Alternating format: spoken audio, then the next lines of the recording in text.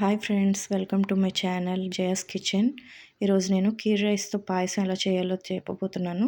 ముందుగా ఛానల్ని సబ్స్క్రైబ్ చేసుకోండి, అలాగే పక్కన ఉన్న బెల్ ఐకాన్ని కూడా క్లిక్ చేయండి. నా నోటిఫికేషన్స్ మీ దాకా వస్తాయి. మొదట ఫ్లేమ్ని ఆన్ చేసుకొని ఒక ప్యాన్ని పెట్టుకోండి.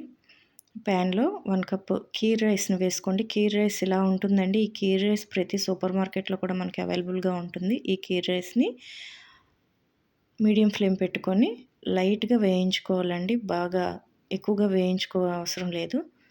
లైట్గా వేయించుకొని 1 కప్ కీర్ రైస్ అయితే దానికి 2 కప్స్ మిల్క్ అనేది యాడ్ చేసుకోవాలండి. ఇలా వేగిన తర్వాత మనం 2 కప్స్ మిల్క్ని దీంట్లో యాడ్ చేసుకోవాలండి. ఇది పూర్తిగా పాలతో మాత్రమే చేసుకోవాలండి. చాలా టేస్టీగా ఉంటుంది. ఇలా పాలను పోసుకొని ఒక 5 నిమిషాలు మీడియం ఫ్లేమ్లో ఉడికించుకోవాలండి. ఇలా ఉడుకుతున్నప్పుడు మనం పక్కన ఇంకో ప్యాన్ పెట్టుకొని అందులో నెయ్యిని వేసుకొని డ్రై ఫ్రూట్స్ అనేవి కాజు అండ్ కిస్మిస్ వేయించుకొని పక్కన పెట్టేసుకోవాలండి. ఇప్పుడు రైస్ ఉడికిందో లేదో చూద్దాం అండి.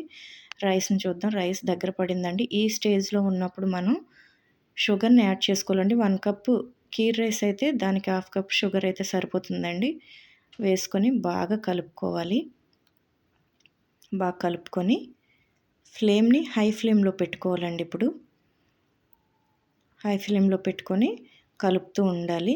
ఇలా కలుపుతున్నప్పుడు 1 కప్ కీర్ రైస్కి 1/2 కప్ షుగర్ అండ్ 1/2 కప్ మిల్క్ మేడ్ని యాడ్ చేసుకోవాలి. మిల్క్ మేడ్ వేయటం వల్ల టేస్ట్ బాగుంటుంది, అలాగే స్ట్రక్చర్ కూడా చాలా బాగా వస్తుందండి.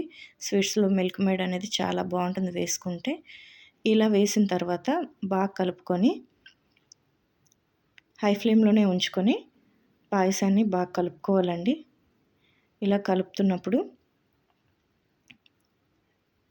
ఆ స్ట్రక్చర్ అనేది ఇలా దగ్గరగా రావాలండి. కొంచెం బాగా దగ్గరగా రాకుండా చూసుకోండి.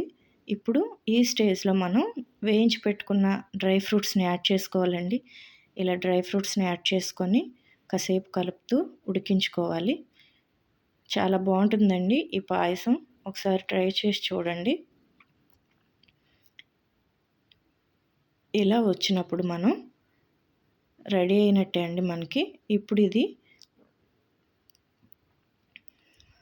ఇంకా పూర్తిగా దగ్గరగా అయ్యేదాకా మాత్రం బాయిల్ చేయకూడదు, ఎందుకంటే ఇంకా గట్టిగా అయిపోతుంది దగ్గరగా చేస్తే. ఈ స్టేజ్లో మనం ఫ్లేమ్ని టర్న్ ఆఫ్ చేసుకోవాలండి. ఇలా ఉండేటప్పుడు సరిపోతుంది. ఇంకా చల్లగా అయితే ఇంకొంచెం దగ్గరగా అవుతుంది కాబట్టి ఇలా ఉండేటప్పుడు మనం ఫ్లేమ్ని ఆఫ్ చేసుకోవాలి.